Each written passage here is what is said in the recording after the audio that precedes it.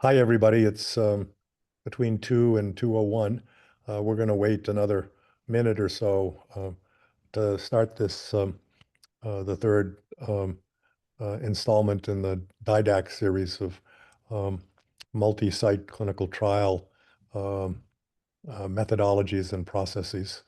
Um, and we'll wait just a little bit longer to let people arrive because they still appear to be arriving um, before we start. Um, in the meantime, I will unabashedly advertise for the quality of the faculty we have. And we're lucky today to have both Elizabeth Stewart, the chairperson of biostatistics at the Hopkins Bloomberg School of Public Health, and Chris Linzell, the lead biostatistician and the head of biostatistics at Duke Clinical Research Institute, be moderators for our panel. And we're very lucky to have two such experienced statisticians to help guide the discussion we're going to have today. We're up to 80 participants, so I think I'd like to start the program for all of you who did come on time to this program, so that we can keep to our schedule. We have a program committee that's made up of the speakers of the prior DIDACT sessions. And that committee embraced the idea of doing a session not just on statistical methodology, but the combination of statistical and operational methodology, with the purpose of getting the trial organized and right from the very beginning. And that's our topic today. You can see the agenda here, and we hope we have ample time for question and answers. Elizabeth, would you like to introduce yourself and say a little bit, and then Chris?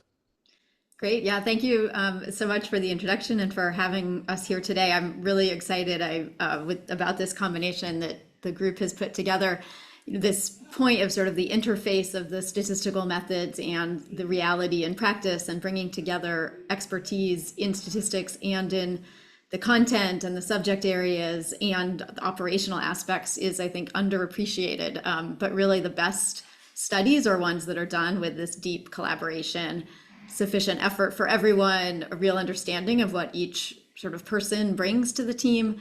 So I'm really enthusiastic. I know I only have 30 seconds, so that's about all I can say. I will, though, apologize that I can only stay for the first hour. So I regret that, and we'll look forward to sort of reading and seeing the recording. But I'm confident that everyone, whether you're a statistician or a clinical researcher or anything, everyone will have something that they can learn today. So thanks so much. Thank you. Chris? Yeah, it's wonderful to be here today. So I'm Chris Linzell from the DCRI, as Dan mentioned. I had the good fortune yesterday of sitting through a little bit of a practice for today's talk. And I think it is going to be really, really exciting for people to see just how the math and the practice come together. Because if we're not thinking about them both in the same moment, one of them tends to hit a wall and fail. We can't fix things at the end if we haven't been there at the beginning. So I'm really looking forward to how this group has just woven that story of how as we run clinical trials and as we learn from data, working together, we can do things so much better and more efficiently. So I'm glad to be here and excited to listen to the conversation again. Thank you, Chris, and thank you for both you and Elizabeth for your help in the practices. So our faculty today will introduce themselves. We have two statisticians, Gayane Yenokyan and Josh Betts, and we have three trial scientists, operational people, Nichol McBee, Lindsay Ezeguer, and Andrew Mold.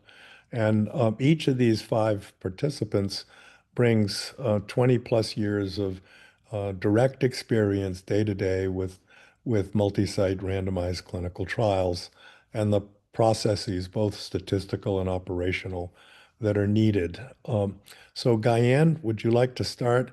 You're going to tell us about the proposal and planning phase right up to before funding. Josh and Lindsay will then move to the implementation phase. And finally, Gayane and Andrew will talk about completing the trial in the publication phase. So Gayane? Absolutely. Thank you, Dan, and thank you for great introductions from Liz and Chris. It is very exciting to be here. My name is Gayane Yenokyan.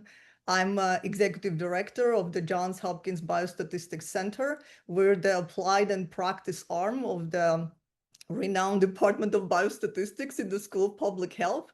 And we've also been collaborating with BIOS Clinical Coordinating Center for, like Dan said, close to 20 years. And so here we want to share our experience, talk about best practices, what worked, what didn't work as well, and hopefully that will be helpful and useful for your next study.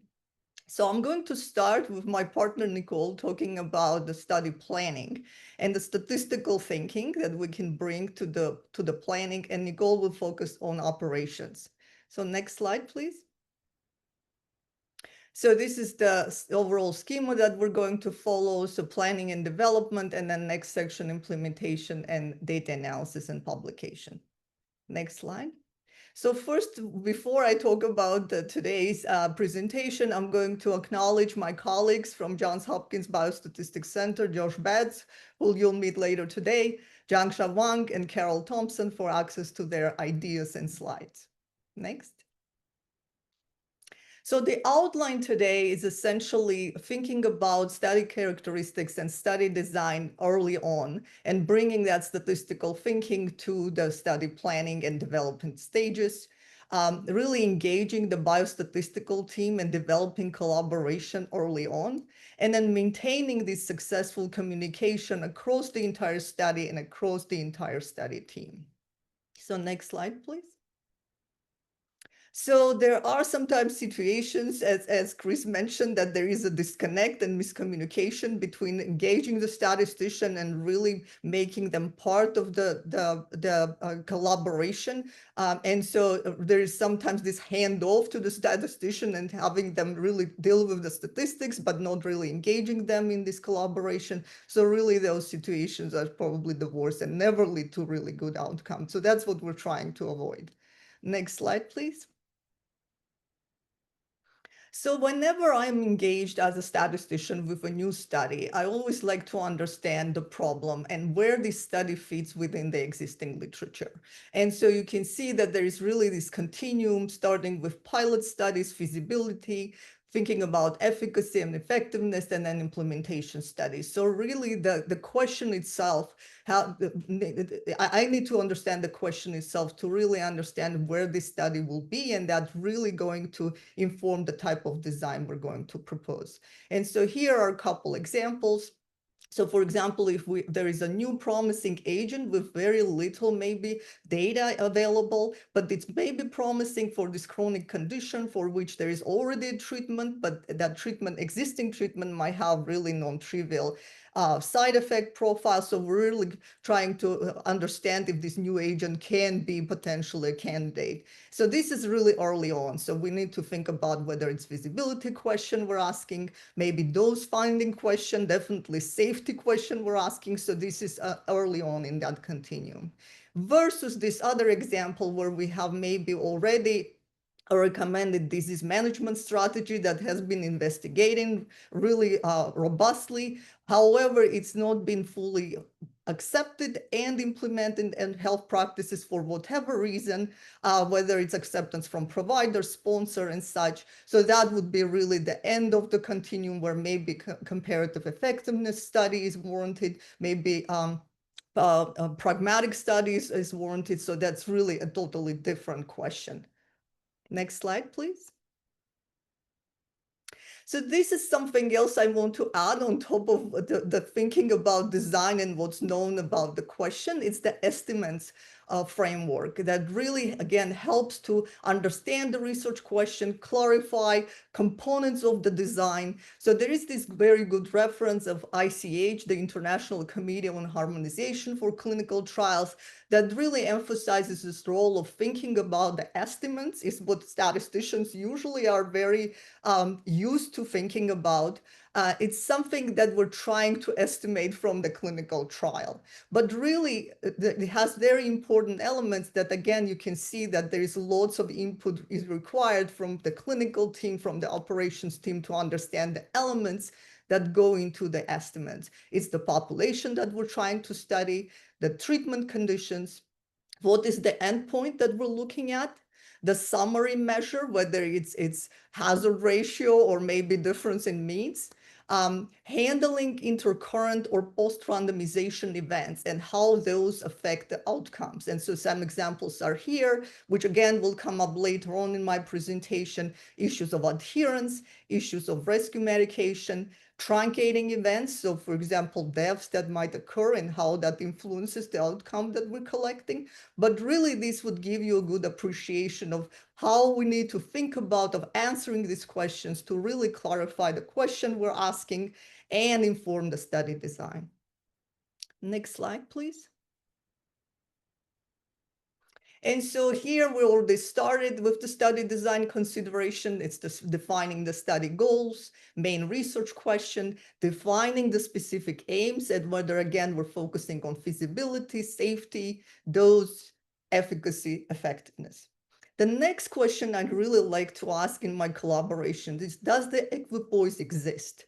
And the equipoise really need to be investigated across different groups. Are the patients willing, or the participants are willing to be randomized to either conditions? And usually the problem is the comparison condition. Are they willing to be randomized to that? Providers, are they willing to randomize their patients? Sponsors and payers, does this equipoise exist across the board? And again, the answer to this question will really affect the feasibility of the trial design and the trial itself. Next is the statistical analysis framework. So again, lots of times we think about mainly superiorities, the confirming that the new treatment potentially could be better, but there are questions for which we might go with equivalence design, non-inferiority design, and such. What are the study outcomes given the study aims? And again, there is more elaboration on this point. Do we need to think about interim analysis and stopping guidance? Is there a justification for that? And if so, what is the timing? There needs to be adjustment for multiple looks and the stopping decisions defined.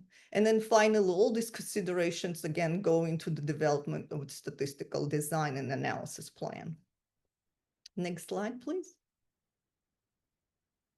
So sample size and feasibility. So in some cases, unfortunately, this is where statisticians get engaged first. And so they're essentially the question to the biostatisticians sometimes is please give us guidance on sample size and power analysis. The way I would like to think, I usually like to think about this is the sample size justification. And so then it emphasizes again the role of the study goals, aims, outcomes, and design. So we really need to justify number of patients we're proposing to enroll. So again, the questions that just came up before on the previous slides, again, are relevant here. Is the statistical framework? Are we thinking about superiority versus non-inferiority analysis, for example? How many groups are we randomizing? The level of randomization, right? So we have cluster randomized designs, individual randomized designs. And so then the next question is the delivery of the intervention, right? So we might have a situation where we have individuals randomized, but the delivery of the intervention is in groups, right? So there's some international trials of group A and C when patients come to the antenatal care, and then the delivery is the group intervention. And so, or the most recent trial that I was part of, a writing group intervention where people get together and write grants together. So again, the delivery itself of the intervention, then that might determine whether outcomes of the participants might be correlated, not because of the level of randomization, but because how the intervention is delivered. Then the next question that statistician again has to have clarified with the study group, so there is input from everybody on the team, is what type of study outcomes are we using? And again, some of that thinking will be determined by the earlier question of the estimate of what are we trying to estimate. So the way we think about this in randomized trials is a hierarchy of outcomes, right? So we have primary, secondary, tertiary, exploratory outcomes. And here's another example that I really like to bring is the thinking about which outcome should be really primary. What should determine the success of our trial, right? Because that's our primary question. And so to think about that is, again, thinking about which outcome was expected to be directly affected by the intervention. So that's at least one of the considerations, if not an important one, because you can choose an outcome that is too distal, that might have a causal chain from our intervention to that particular outcome, but it's not directly affected by the intervention and might not be actually changed by the intervention. So one example would be if we have, for example, case management workers for patients with a chronic disease. What type of outcome would be affected by that type of intervention? Something that relates to patient self-efficacy, empowerment, maybe office visits, but not something like hospitalization or mortality. Those might be affected, but not to the same degree as more proximal outcomes. And of course, we need to know the type of outcome and their measurements. Composite outcomes are consideration in some trials. I mean, there have been some negativity towards composite outcome because usually in the way we define composite outcome, the first event that is experienced by the patient is kind of overrepresented in those composite outcomes. So that might not be such a good idea. But recently, there have been some other extensions of composite outcomes proposed. So something that's called win ratio, for example, that essentially builds in the hierarchy in these composite outcomes and really, again, emphasizes the clinical meaningfulness of different outcomes and clinical importance of outcomes that sort of circumvents this idea of only the first event is being emphasized. So quite an interesting approach. And of course, on our sample size justification, we're informed by the statistical model that we choose for the outcome and for the primary analysis. Now, the last point I want to emphasize on this slide is this work on the sample size justification is really iterative.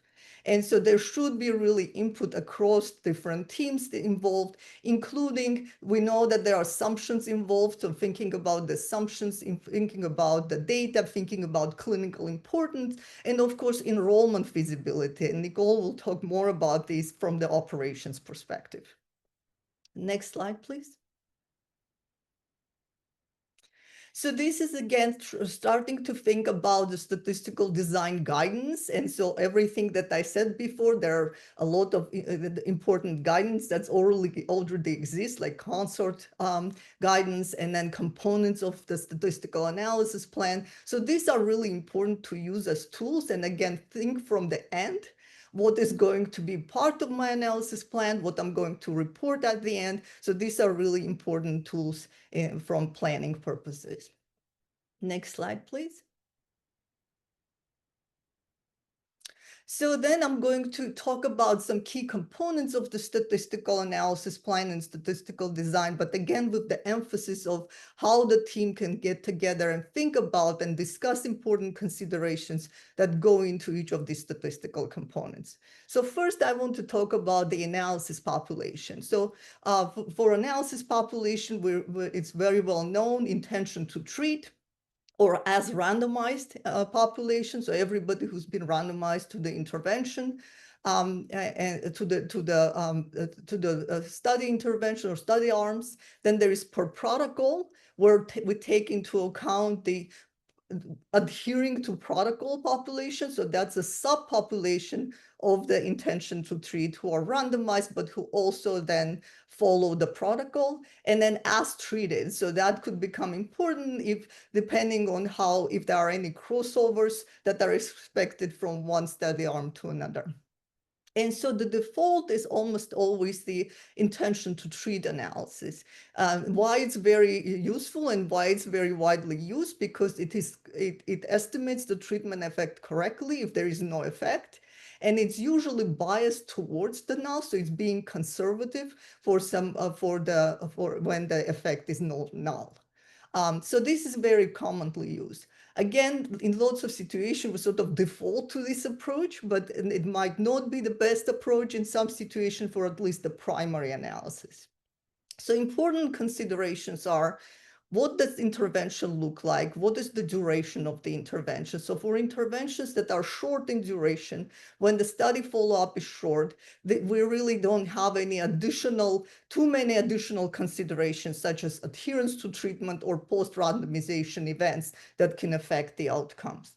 However, in especially pragmatic trials, for trials with long follow-up time or for sustained intervention, there is a very good literature on this that talks about, with ITT, we're really estimating the effect of treatment assignment. But really what we might be interested more, especially in pragmatic trials, is the effect of treatment among those who are adherent. So what would happen if you actually adhere to the actual full intervention? So those are, again, maybe less emphasis on the ITT and more emphasis on the per protocol population. Then it's important to also take into account statistical frameworks. So for example, for inferiority trials, especially if there is incomplete adherence, the ITT approach might not be ideal, because then you might be actually biased away from the nulls. You might claim inferiority where there is actually, claim non-inferiority where there is actually the new treatment is inferior. And so that's another consideration. And then yet another one, again, the analysis of adverse outcomes, but you might have the same away from the null bias when you use the ITT. So this is something to consider. Again, there is good literature around this and how to analyze this type of different analysis population. Can we go to the next? So then randomization, right? So this is another part where sometimes statisticians are engaged, but sort of left alone to figure it out. So I like to bring this back to the team and ask important questions. So randomization, just again to emphasize, it alleviates selection bias, right? So we have unpredictable assignments. So this affects the creating comparable groups as a result of randomization. And as any epidemiology student will tell you, it really achieves control for all known and unknown confounders. Again, you have to be mindful of the size of the trial. So for some smaller trials, there might still be some imbalance on important covariates that need to be looked at. So almost never we use just straight simple randomization. We usually stratify randomization. It's the most common. So then the question becomes which covariates we need to stratify on. So that's the question to the clinical team, which ones are really important and which ones would really be an important confounder that we really want to control for. So the way I usually try to like to explain to the clinical team, when you, again, thinking from the end, so when you publish your paper and you look at your table 1 and you look at the comparison of your study arms, which are the important covariates for which you want to see good balance across the treatment arms? So kind of, again, emphasizing that a confounding control. Then the other important consideration from the operational perspective is that these covariates need to be measured, and they need to be measured well and should be available at the point of randomization. So again, it's important both from the statistical, clinical, but also operational perspective. Next slide, please.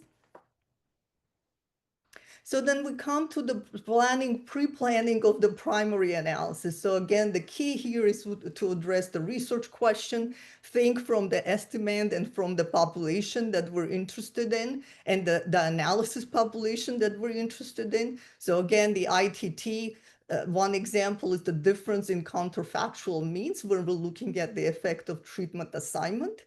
And so this type of analysis is really agnostic to intercurrent events, so any events that happen post-randomization, but sometimes that's an important point. So adherence considerations, other event considerations that should be taken into account. Versus per protocol analysis, where again, we're looking at the patients, or we're interested in the patients who were adherent to the treatment that they were assigned to. This, of course, will introduce selection bias because, again, now we're breaking the randomization. And so, again, there is a literature on RCTs analyzed as observational studies. To do that well, right, so it's more involved analysis and again, more thinking in terms of how to think about the unbiased estimation of the treatment effect. We really need a high quality longitudinal data or really robust analysis of things that I mentioned here on the slide. Again, adherence, crossover, their timing, any other relevant candidate covariates that would affect adherence, because we're again have to control for those time varying confounding now in the analysis. So collecting this data, having this data collected well, it becomes really, really important. And again, you'll hear about this more in the implementation section of this symposium.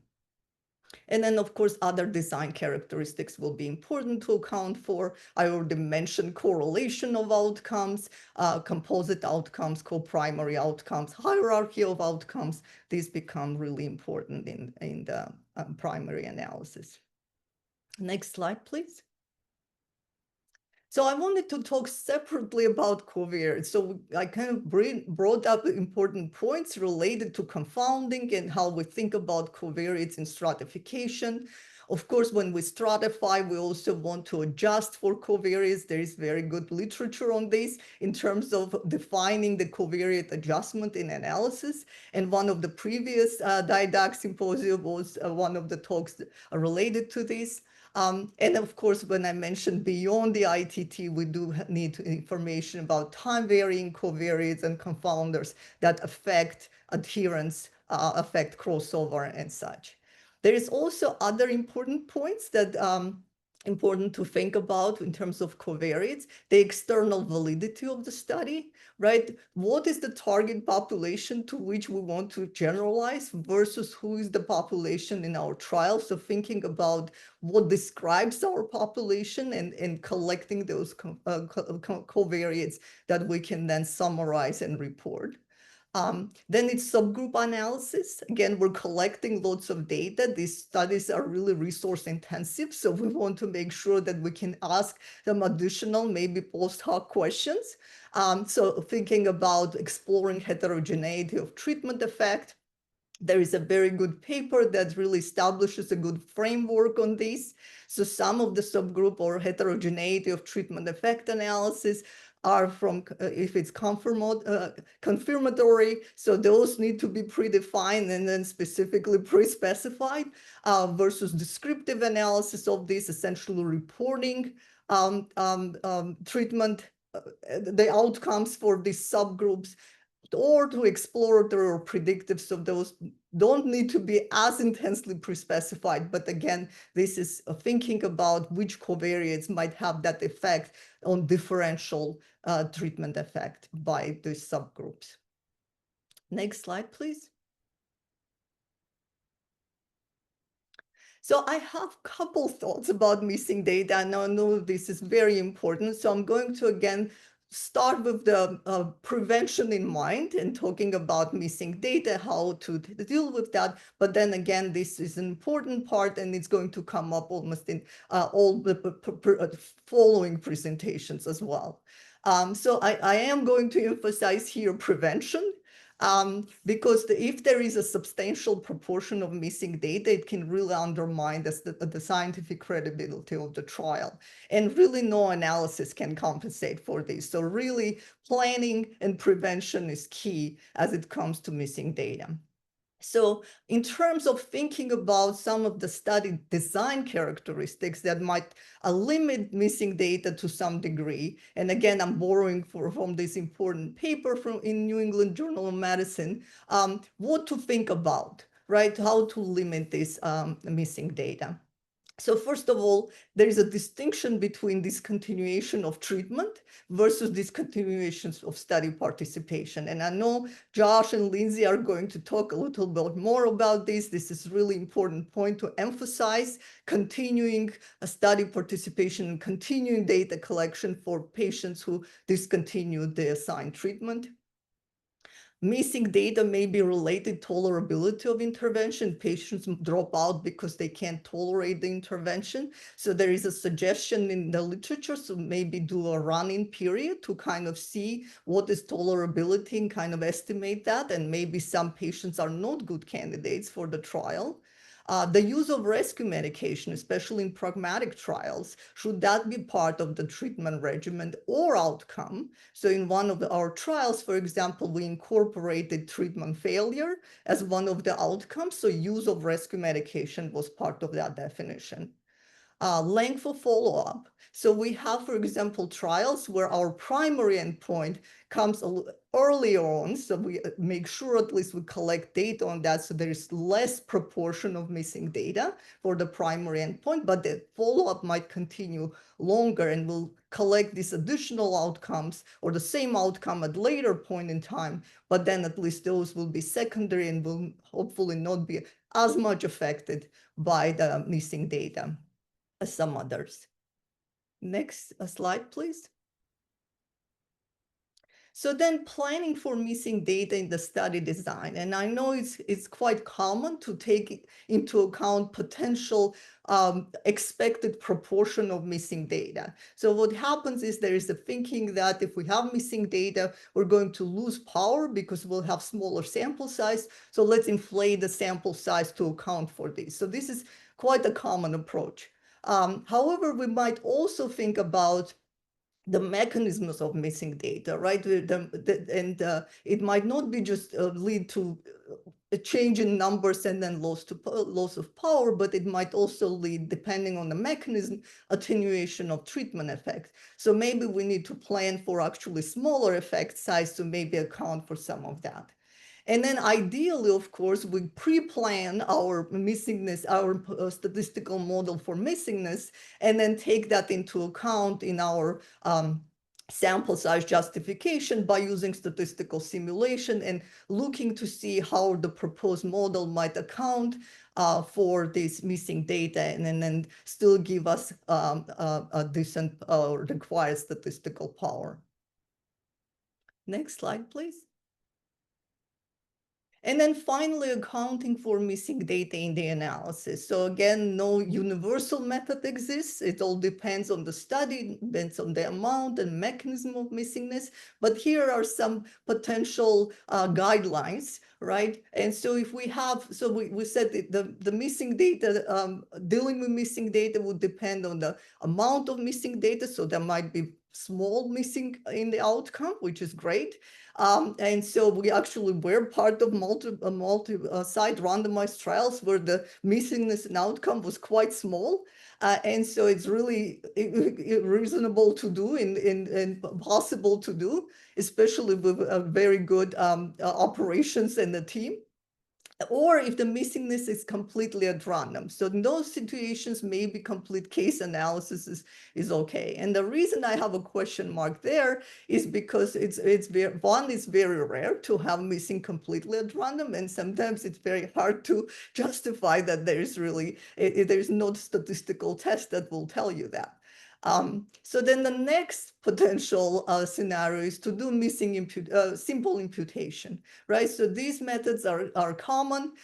They are actually, especially last observation carried forward. I put here that they're often misused. So, and the reason we think about that is that really the assumption that we're making in a longitudinal follow-up study when we're using last observation carried forward is that the outcome value doesn't change over time. For the patients who drop out, for example, lost follow-up, we're using their last observed value and how reasonable it is. For most outcomes, for most longitudinal studies, and probably for most conditions, it's probably not the most reasonable assumptions.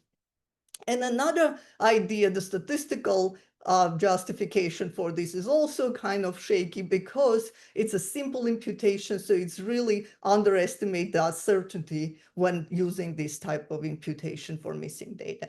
So really so next step is really to think about multiple imputation methods, or maybe the weighted estimating equations like inverse probability weighting by the missingness. And so both of these are solid methods, and so they're proposed for missing at random situation. And what's missing at random is that missingness depends on the observed covariates. So really, then we can use statistical thinking to account for that missingness, because what determines missingness is what we already measured. And then, of course, again, there is no statistical test for this, so we need to look at the reasons for missingness, maybe reasons for dropout, to understand if this is a reasonable enough assumption. And then lastly, of course, it's a golden rule to do sensitivity analysis, right? So again, maybe we can define some realistic assumptions about missingness, and then think about how our results and test how our results are robust to based on these different scenarios. So look at the variety of scenario about the missing data, and then look how robust our findings are. Next slide, please. I wanted to put this slide in about stopping the trial rules, right? And so this is, again, we have this conversation when we're designing a trial. This is one consideration. You don't have to have stopping rules, but it's something that comes up, and sometimes the clinical team brings it up, sometimes the statistician, sometimes the sponsor. So I really wanted to, again, think about some considerations in this respect. So this is beyond the normal data monitoring for effective management. This is really thinking about, is there, can we think about, or should we think about any stopping guidelines using group sequential approach? And this is thinking about stopping for efficacy, futility, or both. And so some earlier trials, and before I talk about the earlier trials, I want to emphasize that there is this ethical component to this, right? And so it's whether the interest of the individual patients or participant, that the next participant that will be randomized to the trial, given the data we already accumulated. So that's the individual level of ethics versus collective ethics of trying to obtain the best possible information and the best possible data. So some earlier trials, like ECMO trial, for example, really was one in early 80s that stopped early. And this is an example of really emphasizing individual level ethics, and understandable because this was trial of newborns. And after 19 patients, there were 4 deaths observed in the control group, and there was no deaths observed in the intervention group. And the trial, the investigators really decided to stop the trial. So, and then later on, of course, there was lots of argument back and forth whether that was the right decision, because perhaps if we accumulated more data, that early signal for lack of safety might have been reversed. So again, maybe that was a different decision, and depending on the study population, where again, here is a pediatric population, so that's a different consideration.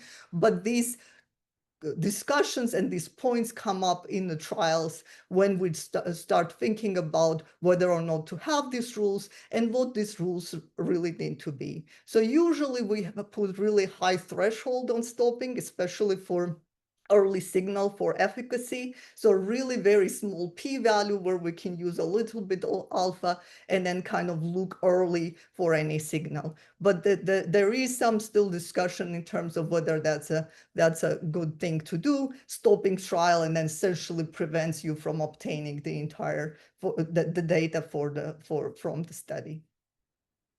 Next slide, please. So really this, I'm coming to the close of my presentation. So hopefully I made the point of we have to work together. We have to start effective and early communication across multiple, across the research team, the clinical investigators, the project managers, biostatisticians, data managers. And if we have all the team, we have to allow enough lead time for each key component of the trial planning, really asking these questions, getting everybody's input, making sure that we are comfortable with the decisions we made.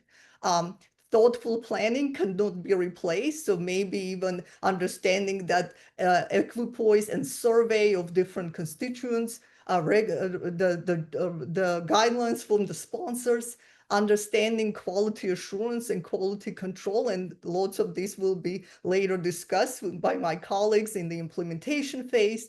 And then lastly, budgetary and timeline considerations, right? Having adequate funding level for all these teams, including the biostatistical support team for the entire time of the support. Next slide. So I'll leave you with this one quote from R.A. Fisher: to call in statistician after the experiment is done may be no more than asking him to perform a post-mortem examination, and he may be able to say what the experiment died of. And then I want to replace after the experiment is done, after the experiment is designed. So really starting early is key. And that's the last slide.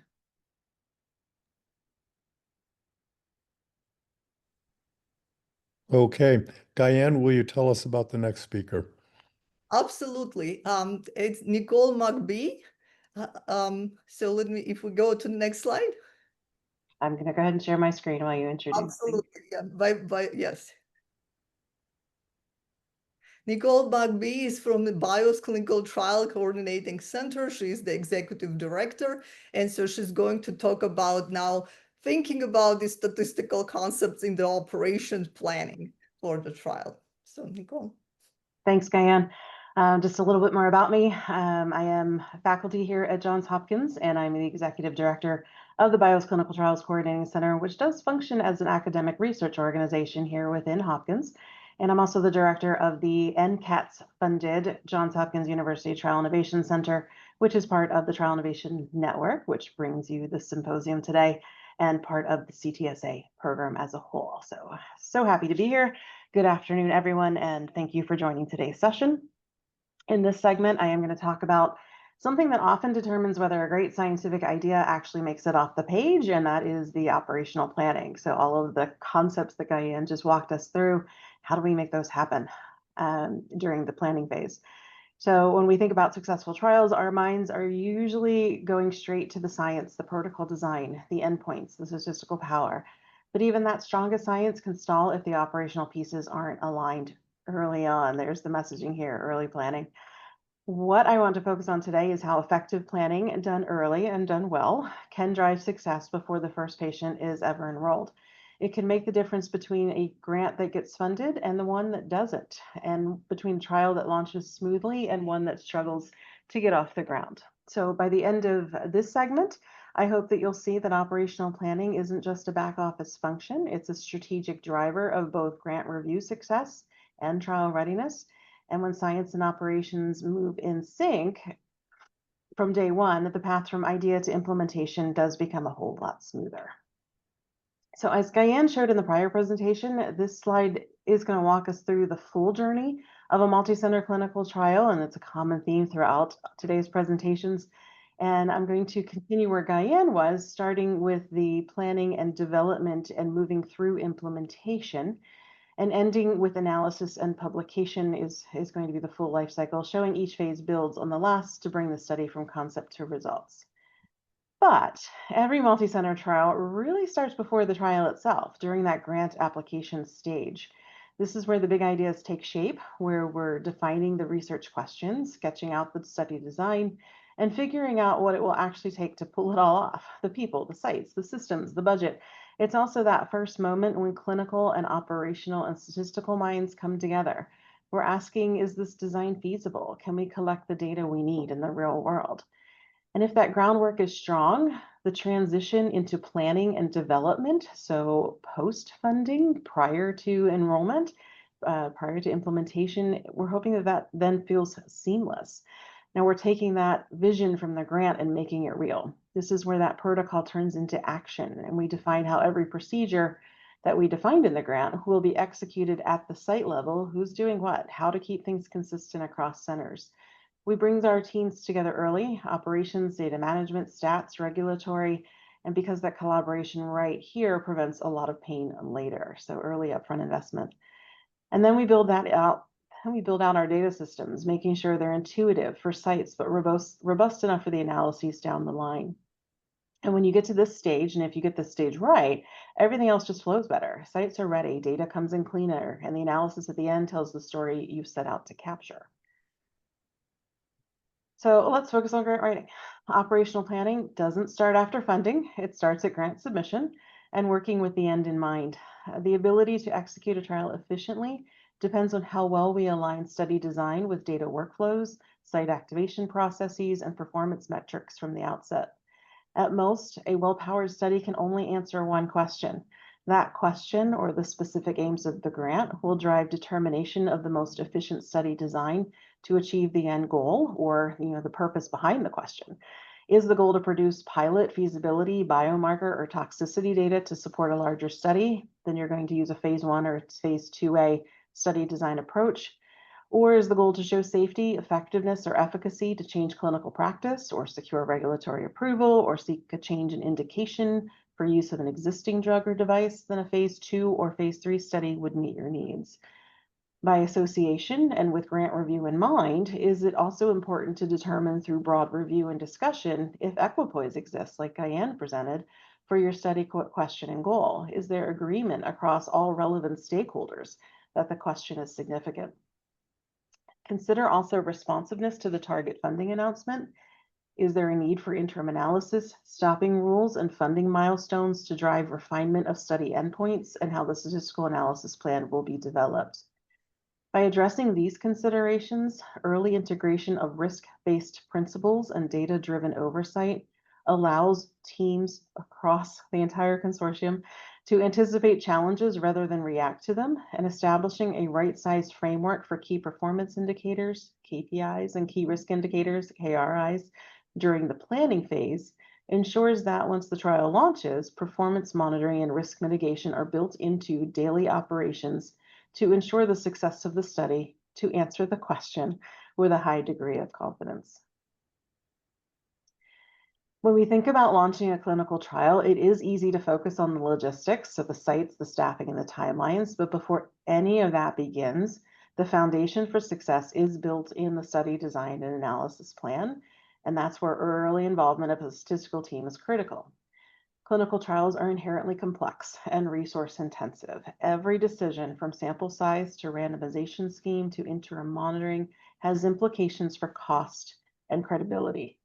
Success depends on a statistically sound design and analysis plan that aligns scientific goals with practical execution, and a biostatistician or a statistical team helps ensure that what we're asking is both answerable and efficient, that we can detect meaningful effects with appropriate power while maintaining scientific integrity.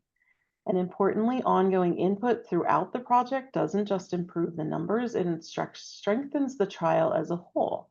So early and consistent statistical team involvement, along with your clinical and your operational teams, enhances scientific rigor, builds reviewer and regulatory confidence, and increases execution efficiency by preventing redesign or rework later on. So resonating Gayane's comments, we don't want the statistician to just give us some power numbers in the beginning or a sample size, and we don't want to just bring them in at the end. They're part of the team all the way along. Trial cannot feasibly happen without them. So involving a statistical team, in addition to the multidisciplinary scientific and operational teams early, isn't just best practice, it's strategic investment in the trial's success. As we move from concept to execution, one of the greatest challenges in trial planning is managing the complexity across multiple dimensions, especially for multi-center trials, which is where we're focusing today. The protocol, the organization, the timelines, and statistical assumptions are some of those dimensions. So let's start with the protocol, schedule of events. This is more than just a calendar of visits. It's the operational blueprint of the trial. Each procedure, lab, and assessment adds time, cost, and burden for both participants and sites. The number and timing of these events directly affect recruitment feasibility, data completeness, and overall study duration. Balancing scientific rigor with operational practicality is key here. Next, the organizational structure. And the org chart may look straightforward on paper, but each layer, from the principal investigators to the site coordinators to the data teams and the safety monitors, this all introduces coordination and communication challenges. So clearly defining lines of accountability and data flow early helps prevent delays and ensures consistent implementation across sites. It is also key to ensure your personnel and specifically your statistical team effort and associated funding are right-sized to support robust integration across that entire project continuum that we showed earlier. Front-loading effort at the beginning of the project to take the time to plan and operationally de-risk all aspects of the project will save time and effort during final analyses.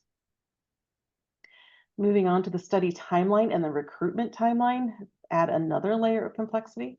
Recruitment rarely follows a straight line. It's influenced by eligibility criteria, competing studies, regional activation schedules, seasonality. Modeling enrollment scenarios and monitoring recruitment key performance indicators in real time allows for data-driven adjustments before delays become critical. And re-sample size justification or determinations, testing of your endpoints, some of the things that Gayane talked about to make sure there are no surprises at the end of the project. Finally, our effect size and statistical power assumptions anchor the entire study design. Small miscalculations here can have major implications. Underpowering risks inconclusive results, while overpowering inflates cost and duration. So spending the time to get it right is important. Close collaboration between the statistical team, the clinical research team, and project managers ensures that assumptions about expected treatment effect, variability, and dropout rates are realistic and aligned with operational feasibility. Close collaboration is also needed between the principal investigator and the funder, as the funder may influence statistical power requirements. For example, more recently, the NIH requires a 90% power threshold to determine effect size, while PCORI is less stringent and supports 80 to 85% power for comparative effectiveness research. Effective planning requires seeing how all of these pieces, the schedule of events, the organizational structure, the timelines, and statistical design, interact as one system. When they're developed in concert, harmonized with the funder and target funding announcement, and monitored through data-driven oversight, we can reduce uncertainty and launch a trial that is both scientifically rigorous and operationally efficient, leading to an increased probability of funding and implementation success. So an NIH grant application is more than a funding request. It's that strategic blueprint for how the clinical trial will be designed, powered, and executed. So it's serving two purposes. The process begins with a specific aims page, the most critical section of the entire application. This one page defines what the trial will test, why it matters, and how success will be measured.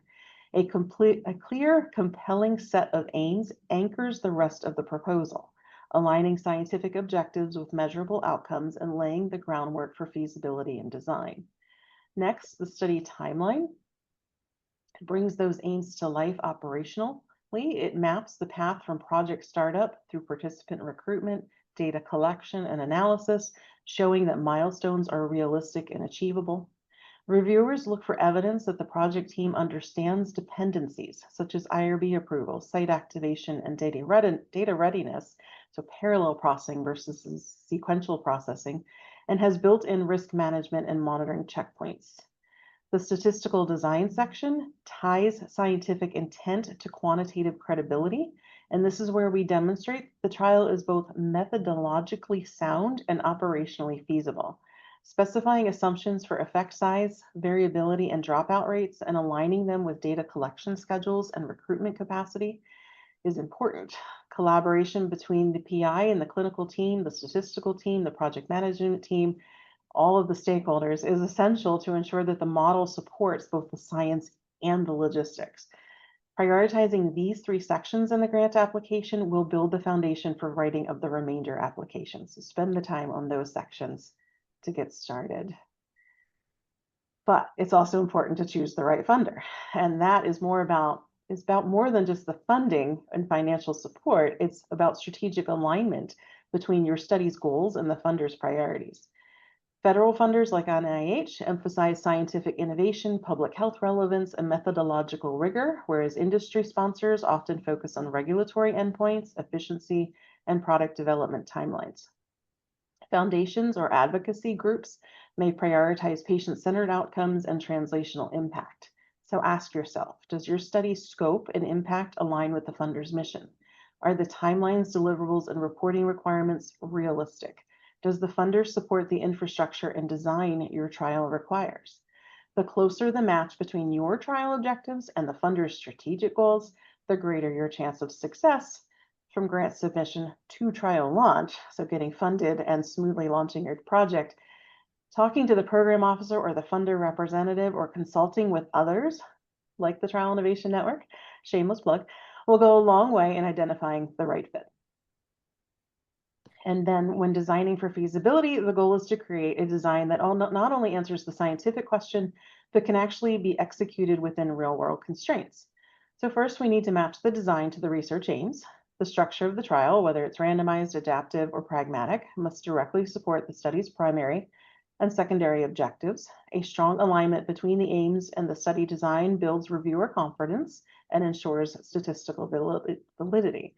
Next, it's essential to balance innovation with feasibility, both in terms of timeline and budget. Innovative approaches like adaptive designs or decentralized trials can be powerful, but they also must fit within the available resources, regulatory expectations, and site capacities. The org chart becomes a tool for feasibility as well. By defining multi-stakeholder input and document governance early, we streamline protocol development and ensure that operational, statistical, and clinical perspectives are all represented. We also need to anticipate reviewer concerns proactively. For example, clarifying how adaptive features maintain control of type 1 error or how data quality will be preserved in a complex multi-site structure. Finally, an example of adaptive versus traditional randomized clinical trial design illustrates the trade-off. Adaptive trials may improve efficiency and flexibility, but they also require more upfront planning, simulation, and monitoring infrastructure. So to summarize here, the feasibility isn't just about logistics, it's about designing a scientifically credible study that's realistic, fundable, and executable from day one. As Gayane described in the prior presentation, one of the most critical components of operational planning is ensuring that our sample size and power calculations are robust and defensible. This is not just a statistical exercise. It directly impacts feasibility, timelines, and ultimately the scientific validity of the trial.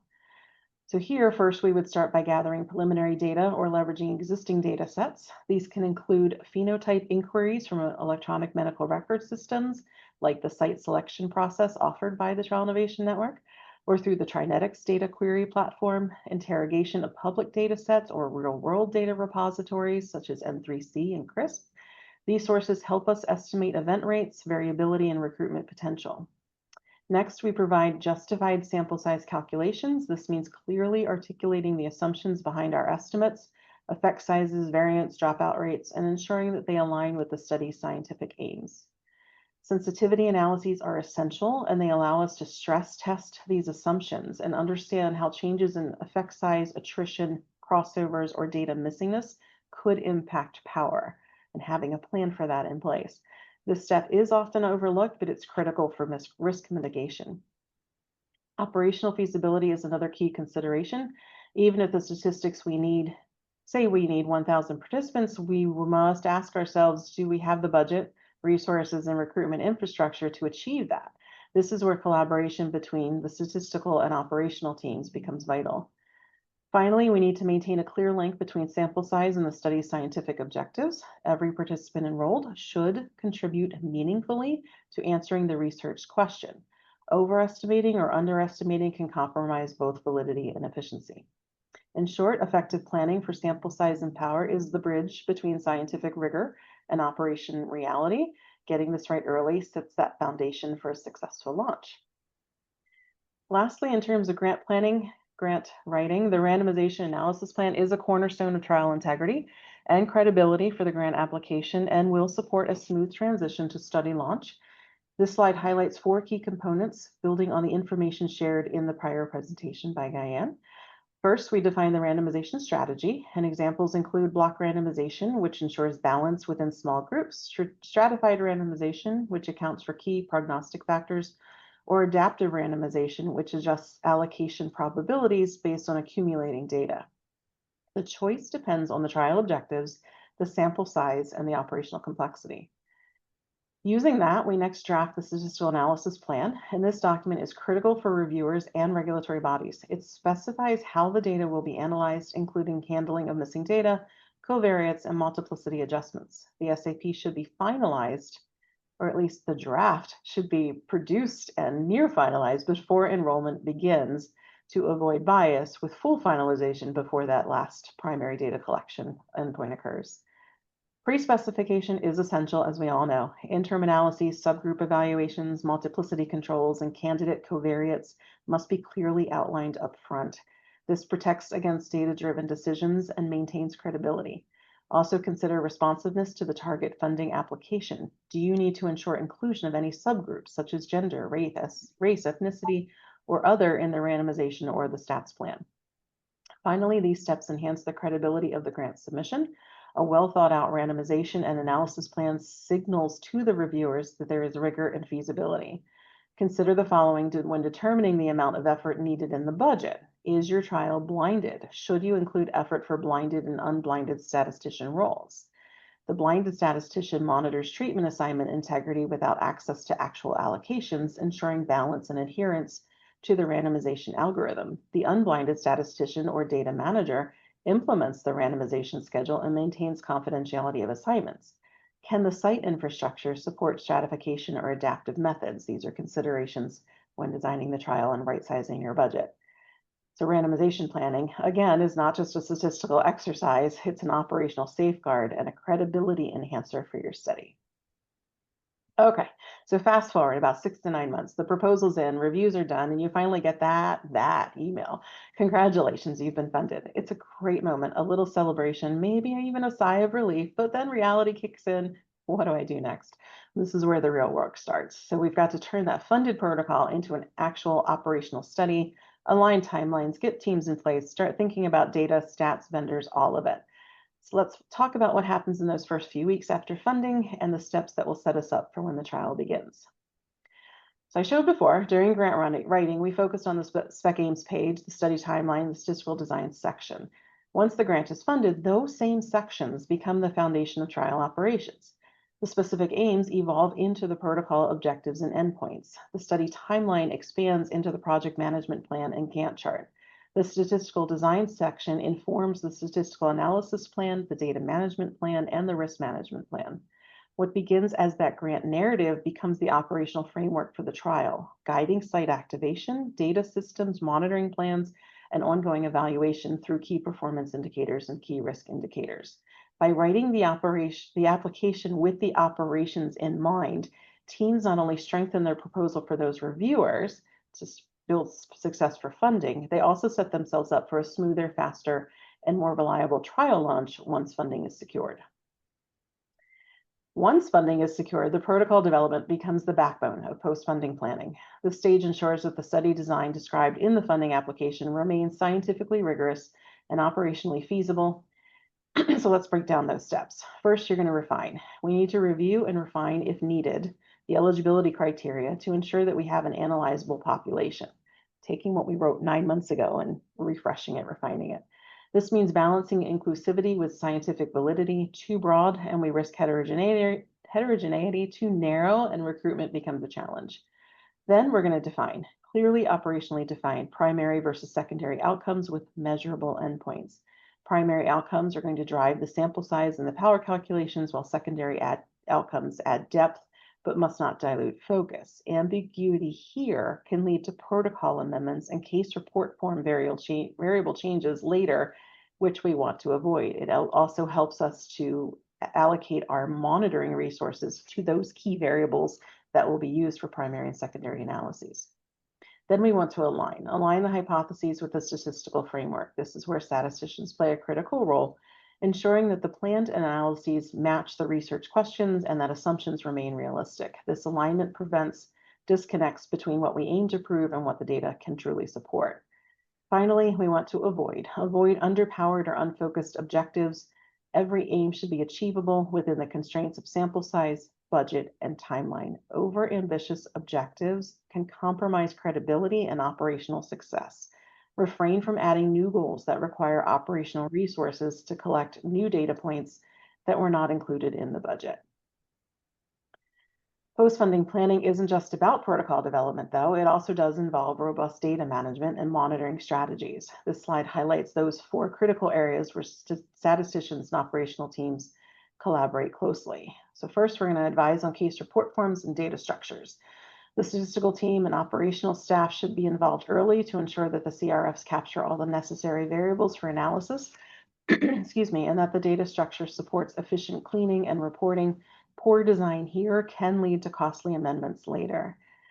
Second, plan for missing data handling, which we've talked about a bunch here, but making sure that missing data that we know is inevitable in clinical trials. So we need predefined strategies, whether it's multiple imputation, mixed models, sensitivity analyses. These plans should be documented, predefined in the SAP to maintain transparency and credibility. Third, the statistical role in DSMB planning. Data Safety Monitoring Board relies on statisticians to define interim analysis rules, stopping boundaries, and safety monitoring metrics. This ensures patient safety while preserving trial integrity. And finally, consider adaptive modifications or sample size re-estimation, if permitted, based on funding and your design. These strategies can help maintain power and efficiency when assumptions change mid-study. However, they do require careful planning to avoid introducing bias and must comply with regulatory and IRB requirements, pre-specification, documentation. These include iterative updates to the SAP with finalization prior to data lock and unblinding. Having the foresight for data management and monitoring, anticipating challenges and embedding solutions into the trial design is paramount. This collaboration between the statistical teams, the clinical teams, the operations teams ensures data integrity and regulatory compliance from day one throughout the project lifecycle. Post-funding planning extends into regulatory compliance and reporting as well, which are, again, critical for credibility and transparency. Ensure that the SAP and the protocol meet FDA, NIH, and ICH standards. This means having a governance plan for all trial documents and predefined role-specific responsibility and processes for version control and document management. These standards aren't just regulatory, they set the foundation for consistency and trust across your entire org chart, your entire consortium. Plan analyses consistent with consort or other reporting guidelines like Gayane showed. This includes defining timelines for reporting to regulators, stakeholders, funders, and even the public. Pre-specifying these timelines helps avoid delays and ensures accountability. And these steps strengthen trial transparency and credibility. When reviewers and oversight bodies see that reporting is aligned with recognized standards, it signals rigor and integrity. This is especially important for multi-site or federally funded studies where scrutiny is high. Regulatory and reporting planning is about building confidence, and that confidence that the trial will meet compliance requirements and deliver results in a transparent and timely manner. Even with the most meticulous planning, unexpected challenges can derail timelines and budgets. So we're going to look at 3 common risks and how to mitigate them. Staff turnover and continuity plagues us all. Changes can occur at multiple levels. At the funder level, there could be a change in the program officer that can shift priorities or communication channels. At the trial level, we could lose a PI or key personnel that can delay progress and trigger protocol amendments. At the site level, there could be turnover among site PIs or coordinators, which can disrupt recruitment and data collection. To manage this, build in redundancy into your teams and maintain clear documentation of roles and responsibilities. Documentation is important to support institutional knowledge across the project lifecycle, so that when staff changes happen, well-organized documentation can ensure continuity. This includes standard operating procedures, decision logs, version control protocols. Without this, institutional memory is lost and the trial will suffer. If there is early termination, trials can end prematurely for 2 big reasons. The DSMB decisions, such as stopping for efficacy or safety concerns, or there could be funding issues, often due to low enrollment or feasibility challenges. Planning for these scenarios up front through contingency budgeting, recruitment monitoring, iterative real-time data monitoring along the way, instead of finalizing your data at the end, can reduce financial and reputational impact. Lastly, summary and take home as we wrap up. Here are the key messages from this segment. The statistical team input is critical at every stage, from grant submission to study closeout. Their expertise ensures scientific rigor and operational feasibility. Early engagement adds rigor, boosts funding success, and coordinates priorities. Reviewers are looking for strong statistical and operational planning. It signals credibility and preparedness. Collaboration improves feasibility, leading to smoother study launch and closeout. And when statisticians are involved early with the operational teams, we avoid costly redesigns and delays. And the key message, engage early, engage often. Statistical team input isn't a one-time event. It's a continuous partnership that drives trial success. The earlier and more frequently you involve your statistical team along with the multidisciplinary scientific and operational teams, the stronger your study will be scientifically and operationally. Additionally, if statistical team support is well integrated throughout the study, less effort will be needed across all teams at the time of analysis. So upfront effort equates to savings at the end. So I'm going to stop sharing there, and I will turn it back to our moderators for Q&A. Great. Thank you, Nicole. And thank you, Gayane. You really gave us a good operational and communication plan. While people put their questions in or raise their hand, Chris, do you have any comments? Yeah, I do. I really appreciate both presentations. They were really very, very interesting. I think the things that really I took away when I look at Nicole's and Gayane's work together is this concept of intercurrent events, the things that happen between when you enroll a patient and treat them and when you measure their outcomes. All those operational decisions, all of those things that we're talking about, how you enroll people, how you decide upon collecting the data in those spaces, was really, really phenomenal. But I do have one foundational question for the two of them, and I'm not sure how they tackle this. So I get involved in these kind of conversations an awful lot, and I'm often accused of pursuing perfection, when really what I need to do is just be pragmatic and get to what is good enough.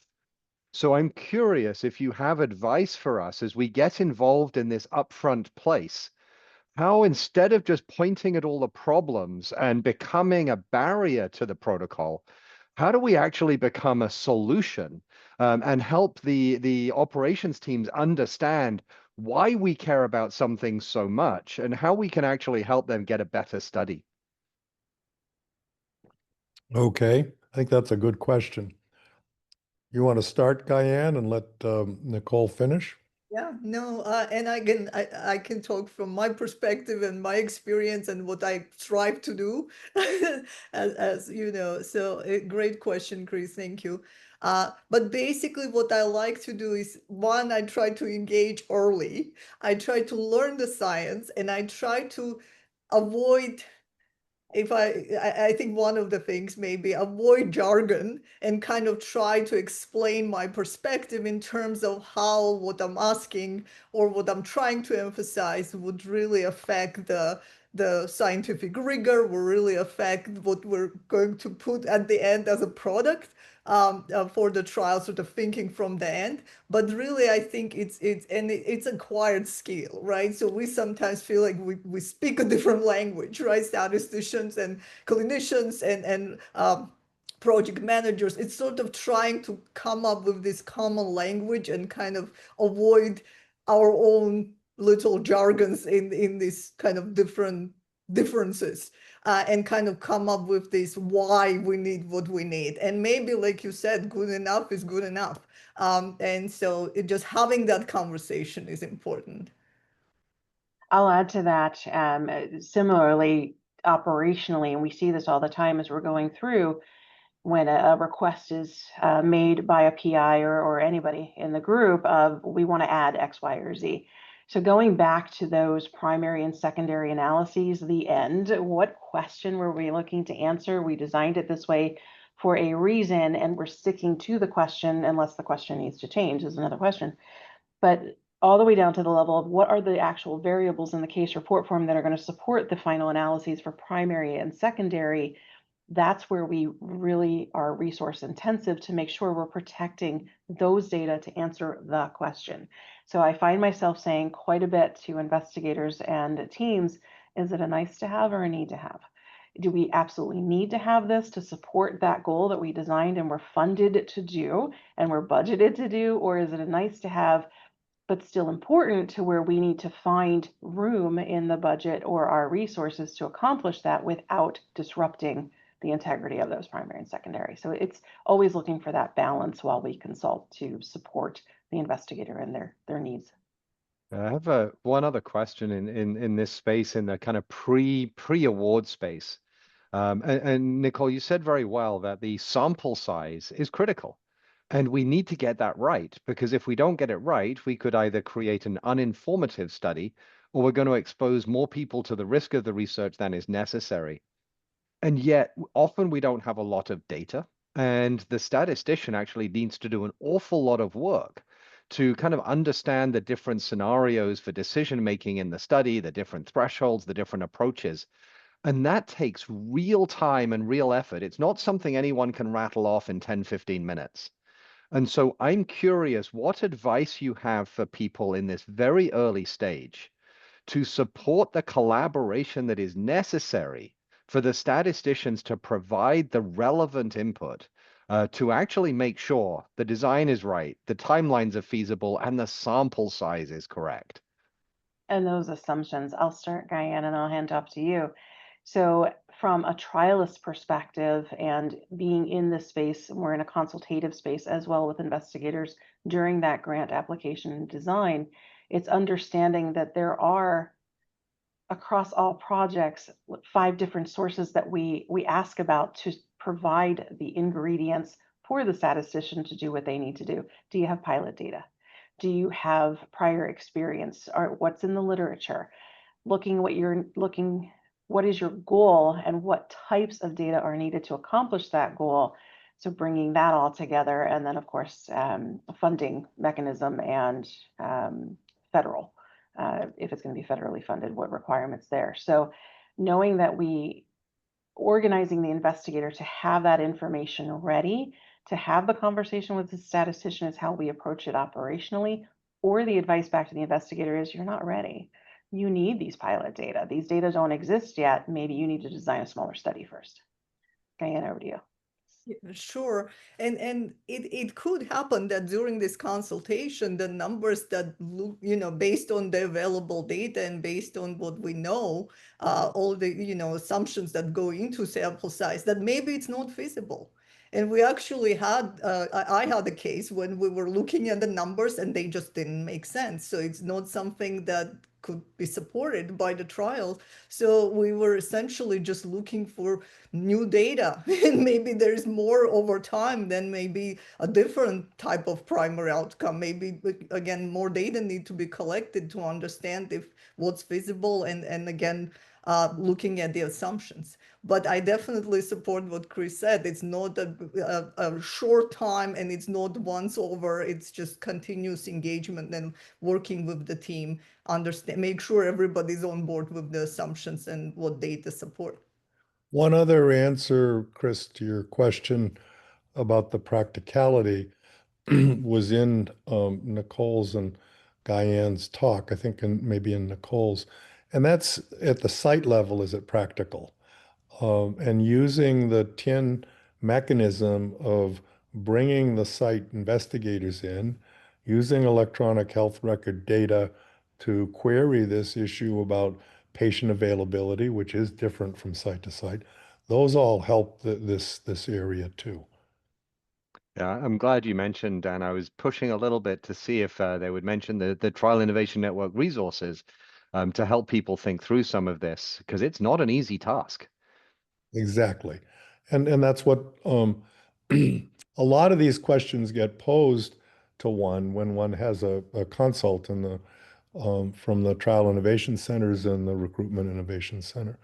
We'll restart the program in about 5 more minutes, but I think we had a couple of good questions in the in the chat, and there may be some others. So I want to encourage people who have questions to ask them.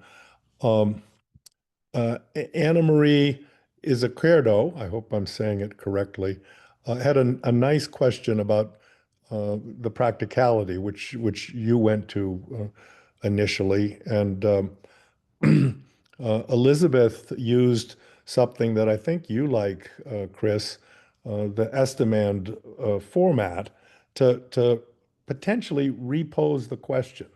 And that's a mechanism to not allow perfection on one issue to kill the opportunity to answer a good question. And she asked it around if we only selected people that tolerate the treatment to avoid missing data, are we reducing the generalizability of the study? And the obvious answer is yes, you couldn't be more right. But a more detailed answer that often comes up in the consults is, at what stage are you and how much evidence do you have? And are you just trying to prove that the intervention works?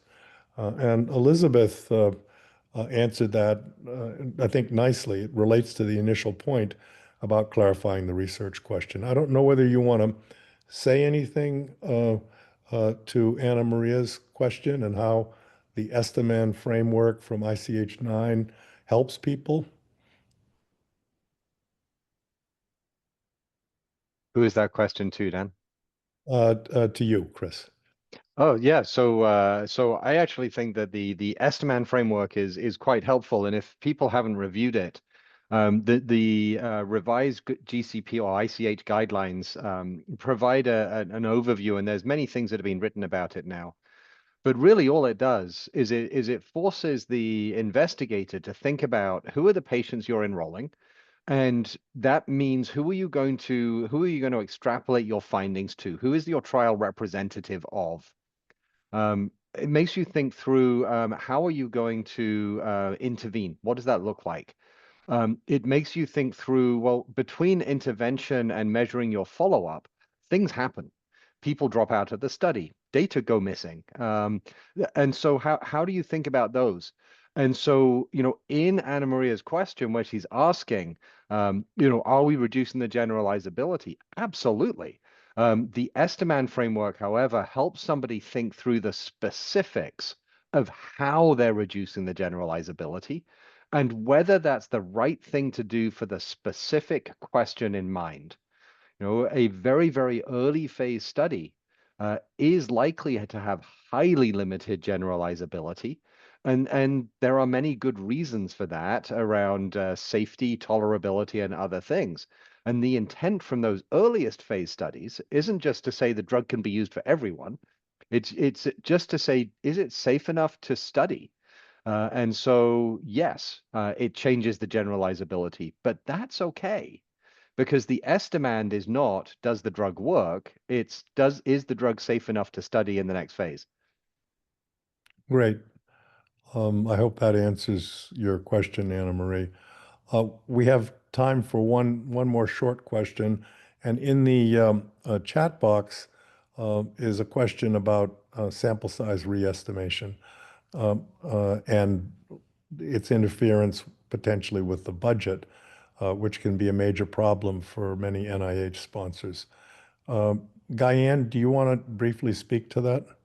Yeah, so I'll speak more from the statistical point of view that we essentially, in one of our trials, we essentially pre-planned this sample size re-estimation, and we put in very specific rules, right? So we, again, back to the sample size calculation that we talked about, at the time, we essentially used the prior trials in a similar population to inform the sample size justification, but then we acknowledge that our study population might be different. There might be some intercurrent events. And so at very specific points in the trial, we pre-planned this analysis to look at the pool data accumulated in the trial. And so then we designed specific simulation plan that we're going to use this trial data to do re-estimation. And then we also, going back to the budget consideration, we'll also put in some rules about how sample size can be changed, right? So then we put the upper limit on the sample size, and we also said we're never going to decrease the sample size because, again, that's what we pre-planned. So this, at least thinking about potential scenarios in pre-specified way in the study planning, that was helpful, and actually sponsor was quite supportive of the idea. Thank you. Sharing my screen briefly, I think we're going to move on to the implementation phase.